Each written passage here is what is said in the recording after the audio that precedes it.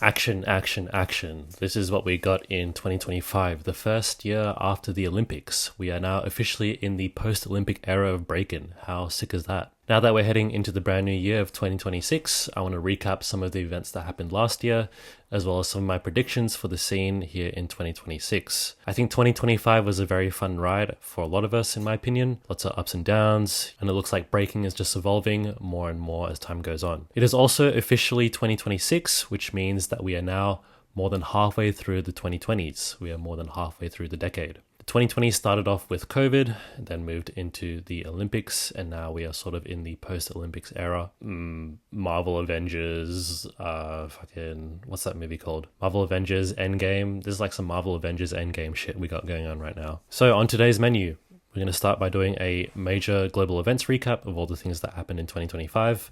I won't cover every major event that happened, just sort of the ones that I watched and the ones that I sort of saw on my feed. Then we'll be going into more local happenings, and by local I mean American happenings. 35% of my audience is from the States, so I pledge my allegiance to the flag, and so we'll look at some local happenings and some more domestic happenings that happened within the States. Then after this, we've got some ones to watch in 2026, some breakers that I've handpicked that I'm really excited to see, and hopefully that I think will kill it in 2026. Then we've got a more random segment. We've got my personal hopes for 2026 in breaking. We've got a little content corner as well as what will be going on with my channel and maybe some happenings in my life as well. So the first event from 2025 that I wanted to talk about was, of course, the World Breaking Classic 2025. Crew Edition. I did a preview of this event, I power ranked all the crews, and it kind of looked like my predictions sort of came true. I predicted Body Carnival to win the whole thing, and to no one's surprise, they did. They're on top. Who would have guessed? Did bro actually cook with his predictions? Maybe. I thought the real winners from this jam were Capsule Corp and From Downtown. I think crew battles look the best on these guys. The reason being is that all of the members in their crews have their own distinct personalities, unique styles, and approaches to breaking, but they all sort of share this similar language and sort of motif and sort of manifesto when it comes to break-in. They all have an emphasis on style and expression, and it kind of shows in their breaking as well. Big dubs for Chill Styles. That's what I'm talking about. I also got shut up real hard by Gamblers. I thought they were going to flop, but in fact they didn't. They made it all the way to semis with some of their hard hitters, with some of their OGs. They've got some new gen as well that we saw as well in the form of that kid Leap. Anyways, epic event. Moving on, we've got Outbreak 2025. Not gonna lie, I didn't really watch this stuff. Too many battles to watch, too many things to sift through. But what I will say that this is sort of another hallmark in the rise of Green Panda's next generation. That's Grom and Miracle. But Japan also pulling up, showing that they can go band for band and that Japan isn't washed just yet. We also had a good showing from Kamias and Diaz. I thought this duo was my favorite out of all the top 32/top 16, and I really enjoyed watching them. With Outbreak, we've got a lot of usual suspects now, and I think that most of the cast of Outbreak 2025 is most of the same cast from Outbreak 2024. We've got your French cats, you've got your Killians, your Damanis, you've got some Italians in the mix, you've got your 1 to 2 Americans there making an appearance, you've got your Aleph types. Outbreak is becoming a little bit predictable in my opinion. It is sort of becoming the same as years go on. It is just a nice experience for everyone to come together and just unite over some breakdance. So there's that. Up next, coming off of Outbreak, we've got IBE 2025. I also didn't really watch it too much, to be honest. I did see most of the videos coming from Crashfest. Gooning to Crashfest right now. We have Gekon and Tiger, I think, going crazy, and just whatever happened. Crashfest will always blow it up. We have Russia coming through again, just showing their dominance and showing off their new generation, showing that they still got it, and showing a sort of new leaf in that scene. We also had Jibril pulling up, doing some major damage as well. He's sort of had a pretty good year, and it's been nice to see him pull up. Up next, this battle I watched pretty closely. This is Groove Session 2025. In my opinion, the production quality of Groove Session is almost second to none. There's something about the video quality, the live stream quality that is absolutely fantastic. So really enjoyable jam to watch. I think this jam is actually maybe a bit underrated. I don't know if I'm tripping, but I think this jam has everything. It's got the good venue. It's in Switzerland, which is like a really cool country to explore and just chill out in. They always seem to invite really good breakers. They're supporting the new gen really well. And overall, we got some really good showings from this jam. Of course, we have this new look of Predators pulling up. This team is looking pretty unstoppable going into 2026, so I'm looking forward to seeing more of them. I also personally enjoyed watching the Japanese New Guard. That's Visick, Styles, and that crew Antithesis. A lot of cool stuff. I'm also a big fan of some of the kids on that crew. I've been a fan of some of the kids on that crew for a while. Lastly, from that jam, we had the wild cards in Canada pulling up. That's Stray Path plus Mass and Fawcett. Looking really good. I really enjoyed watching this team as well, showing up for North America, doing them all proud. So good on them. Up next, we've got the Spin Control 2025 saga, specifically the Japan finals. This jam was all about, in my opinion, the Japanese New Guard. I think this new creative era of Japanese breaking is pretty cool. I quite like it. Nebulous is pretty cool. I kind of like what he's throwing down.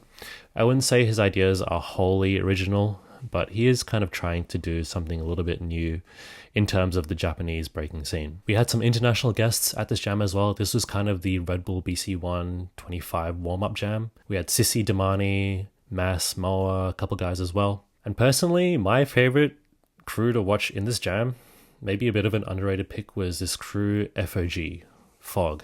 That's T-Lone, this other dude, I don't know what his name is, but I really like their style of breaking. I like this intellectual approach to breaking, this very simple, very effective, very clean, efficient style of breaking. I've always been a fan of. Up next, after this, we go on to Freestyle Session 2025. Gravity finally got his ring. Gravity got a W in 25 after taking the loss to Hijack and taking the loss to Kid Break. My man came back, still kicking it, still ripping it, just doing his thing. Toothpick stays winning. We saw a lot of wholesome vibes here at Freestyle Session, real grassroots vibes, nothing to really complain about, just a cool jam, cool vibes, except that one French dude who was talking mad shit. Lots of gems up in here, and I think just a fun time for all in Cali. I think the thing about Freestyle Session these days is I feel like the 40 plus category is going to become the new draw, the new main draw for Freestyle Session. I think really pushing for the 40 plus category to be a main category in Freestyle Session was a good idea, and I think this is going to become one of its main defining features of Freestyle Session. Just recently, we also had Dubai Open Breaking in December of 25. This jam was a doozy for sure. No holds barred, all you can eat Russian breaking. I personally think that this jam saw the new guard. Basically, is Russia entering a new golden era? We had some absolute dominance from them. A lot of dominance from Eastern European breaking. It totally feels like they're having their moment. And like I said here, perhaps the new golden era in Green Panda as well. In Green Panda, in Predators, in Original People, they're really having a good moment right now. This jam definitely sponsored by oil money. Maybe I should investigate, see if there's any shady happenings, see if there's any slave labor going into the mix. We'll see. This jam also had like 1 billion judges for the judging panel, which is pretty funny. 9 judges for a 1v1 is pretty wild, but hey, they got the cash to splash, they're going to splash it. I'd be interested to see what happened at this after party. Everyone did really well, and Amir just won everything, so good on him. Get used to seeing a lot of these guys. Get used to this happening, get used to seeing a lot of these Eastern European mans going crazy. Last but not least, to end off this little quick cap, we've got Red Bull 25. My predictions were absolutely dead wrong in regards to the actual tournament. I thought my last chance cypher predictions were pretty good. Went 13 for 16 with the B-boy prelims and went, 12 for 16 in the B-girl side as well, so not too bad. But in regards to my actual predictions for the finals day, I was dead wrong. I ate my words. I flopped. Red Bull, they kind of ate it with the Street Fighter collab, I'm not going to lie. With the whole character selection preview before the battlers went onto the stage, I thought that was actually pretty cool. I think Japan is a great destination to have something like Red Bull as well. People can go enjoy the jam, they can go practice, they can go to battle at all the warm-up events, and they can just enjoy, some family-friendly times. They can get drunk at 7-Eleven, they can eat their mochi, have their matcha, they can have their sushi train. They can just generally have a pretty good time in Japan. And I think Japan is really conducive to fun times for all, fun times with family. I know a couple of people from my scene here in Australia went out as well just to enjoy the vibes, so good on them. Definitely looked like a really fun time. And I think this 2025 edition definitely kind of outshines some of the Red Bulls from previous years, so good stuff. I definitely think it's a lot better than what happened in Brazil in 24, so there's not much more for me to say about this jam. Everything that can be said about this jam has been said, so I'll keep it short here. Now moving into some more local happenings, I'm going to look at some jams that happened in the States that I thought were really cool. Right, first jam, First local jam, New Birth 16-year anniversary.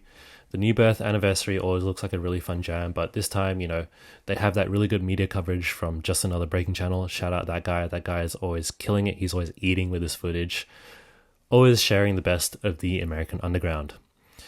This jam, I really enjoyed watching that call-out battle between those kids and the judges, but not gonna lie, those judges kind of held it down, especially when that dude, Seth I think his name is, hit that air chair, went kind of crazy, went kind of ballistic. Good showings all around. I really liked watching, the Elephant Graveyard guys. These other guys, illicits as well, who I'd never heard of before, kind of just popped up on the radar as well, so good on them. And of course, Floor Slap, I know you're still hiding there in the PNW. I'm coming for you. Possibly the coolest, dopest, flyest jam of that year in the States. Film Cypher 5-year anniversary. The real heart and soul of American breaking. Nothing but pure cyphers, really good exhibition battles, good times by all, something that looks like a really, really memorable experience and looks like something that would have been really enjoyed by everyone who went. I think this is sort of a good remedy, a good sort of opposition to what we see in breaking right now, the commercialization, the sort of fact that a lot of corporate entities, a lot of corporate interest wants to get its hands on breaking. It's a good idea to just focus on the grassroots, focus on the community at large, and just really give back. So good stuff. Shout out to the man himself, Film Cypher, Kenichi, doing the Lord's work. After this, 2 other breaking jams I really enjoyed watching. Shout out B-Boy Network for always putting up the footage ASAP. United Styles plus Who Got the Props. Really good stuff from everyone. I think Jihad sort of had his moment as well. Squadron had a rare loss. We'll see. Jihad definitely had a good winning streak in New York, so good on him. We'll see if he continues that momentum in 26. All these cool jams in small venues, tight vibes, really, really fantastic DJs, solid judging, good energy. These big stage battles, they're not for everyone. And sometimes we can all get a little bit bored of watching them. So USA holding it down. And last but not least, in this local chapter section, we've got the 3rd edition of the Destroy Jam, aka the Great American Open. Shout out to Roxrite for putting the footage on his page. Really good jam. Really solid roster of a lineup. Everyone really killed it. I really enjoyed watching Buckshot actually. Buckshot was probably my favorite to watch. That man, Kurt Rage, going at it, making movies, hitting moves. And Flea Rock surprisingly took it out over everyone, showing that he still got it. I also really enjoyed watching Nels One and Roxrite, so looking forward to seeing them as well in 2026. I don't think Roxrite or Nels One will be slowing down as well. And maybe this jam just shows that the States still got it. Right, so that sort of wraps up things that happened in 2025. Now we're going to look at some storylines for 2026 and some things that sort of will make the year exciting in my opinion. Up first, Amir's Resolve. I just watched his childhood video that he uploaded after the whole Red Bull 25 controversy. I'm really enjoying this new soulful look, this new reimagination of Amir and his art and his movement. A lot of people say that they miss the old Amir, the Legits Blast, Red Bull 21 Amir. They say they miss him, but I take this Amir over that Amir any day. I think his movement is more heartfelt, and I think he's just setting such a wonderful, brilliant example of artistry and navigating artistry in a competitive break-in landscape. And I think his influence has been felt within the scene. For sure. Amir definitely might, come out of the 2020s as maybe one of the most influential b-boys. Keep an eye on him. Even if he's not competing, he's still making art, and I think that's a good thing. Second headline we have is, you guessed it, I think Russia is sort of having its golden era. We've got so many fucking kids going nuts. So that kid Joker, Grom, Miracle, Green Panda, and friends, they're definitely doing a lot of damage, bringing a lot of heat. I definitely don't remember Russia having this much strength and presence over the last couple of years, but maybe that's because, they weren't allowed to play the game. Maybe they might be allowed to play the game and enter battles this year and the next following years, so we'll see. Goodbye, Arc'teryx. I think Arc'teryx is gone. Arc'teryx is dunzos. I think we're getting rid of the baggy hoodie and baggy jeans archetype for sure. I think in response to all these crazy tricks, I think people will want to yearn for more underground, more true to form break-in styles, in my opinion. Maybe this is a bit of a projection, but I think this is sort of something that will be generally felt within the breaking scene worldwide. Now for some ones to watch in 2026. This is sort of a small curated lineup of breakers that I really want to see do well in 2026. This isn't necessarily all the breakers who are killing it already. This list is breakers who I think will maybe break through to the upper echelon of the next level, and breakers who will break the ice and make a good impression on the world. We've got Rick Zhao, Killian, Mass, Straykert.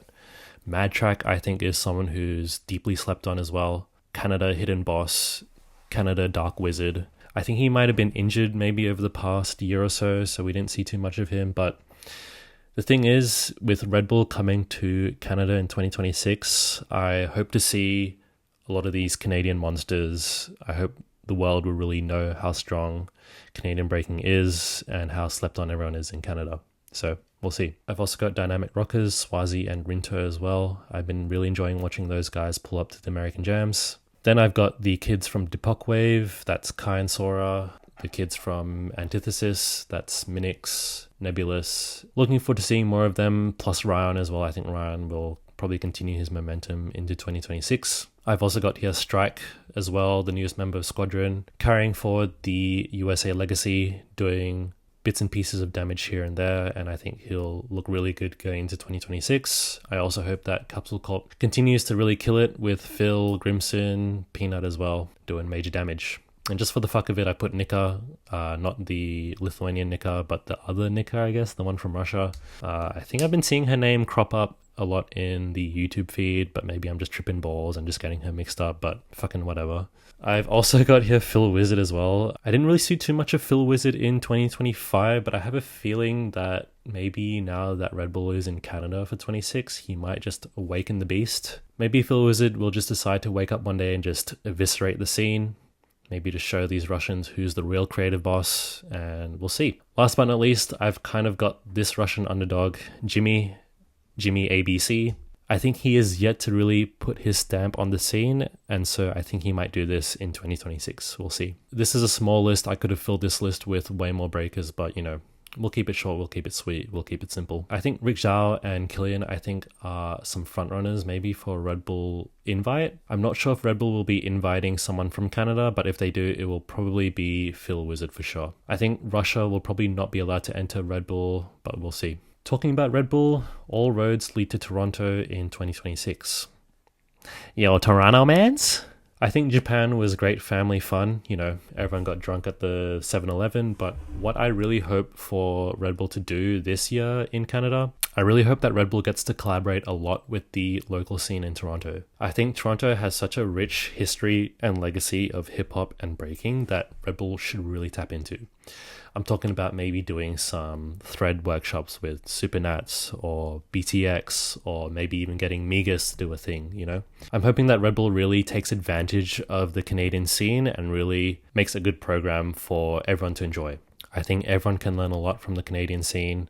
I think Canadian breaking has had such a big influence on the world, so hopefully they can really play with the history and they can really sort of allow for the old school Toronto early generation breakers to shine here and maybe pass on their knowledge to the rest of the world and give the world access to the Toronto scene. Time to get shreddicated, bitches. I also think this is one for NA. I hope that NA will pull up and really do some damage. I'm really hoping that everyone will go, you know. For Red Bull BC1 to be such close distance towards everyone in the States, that'll be really good as well. Maybe if I make enough AdSense from YouTube, I might pull up too. Who fucking knows?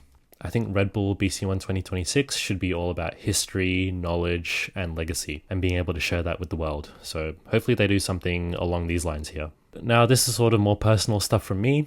I've got some content creators that I kind of wanted to share with you guys that maybe you might not know or you might have seen. Some content creators in breaking on YouTube who I really want to do well in 2026. Up first, of course, you know him, you love him. You've probably seen his videos. Kurt Rage had a really good run in 2025, made a handful of really good videos, really relatable videos for the whole world to watch. I hope he's going to have a good year, and I hope that he will provide more films, more high quality stuff for the breaking world.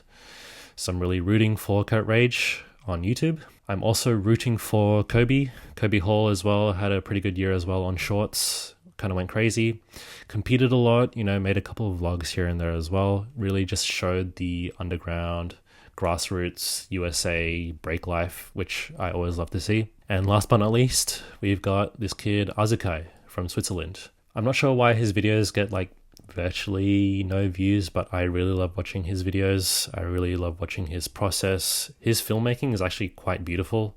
He's got some really beautiful just shots and footage. I think he films on like a Blackmagic as well, so his stuff looks amazing. If you want more breaking stuff to watch, I would definitely recommend going to check out these three guys to start off with for sure.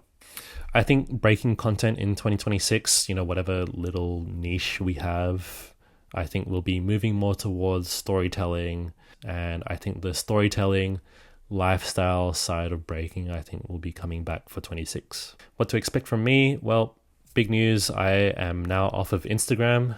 My Instagram account is deleted or will be deleted by the time you see this video, which means that I will be living a more pure, natural, organic life. Hopefully.